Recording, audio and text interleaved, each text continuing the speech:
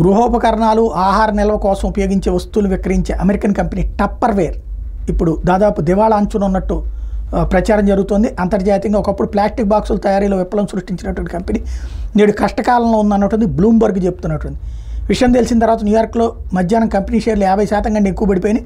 1946లో రసాయన శాస్త్రవేత్త earl Tupper స్థాపించిన ఈ కంపెనీ 1950లో అధిక ప్రజాదరణ పొందుతూ ముందుకు సాగింది.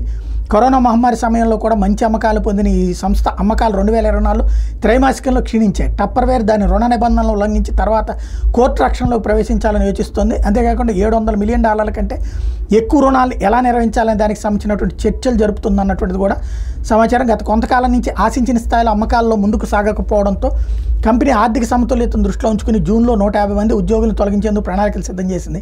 అంతేకాకుండా కంపెనీ పూర్వవైభవం తీసుకురావాలనే ఉద్దేశంతో chief executive officer Miguel Fernandez పలువురు బోర్డు సభ్యులను కూడా భర్తీ చేసింది. అయినా పరిస్థితులు అయితే తారుమారైన దివాళాకు సంబంధించి కంపెనీ అధికారిక ప్రకటన త్వరలో చేస్తుందని భావిస్తున్నారు.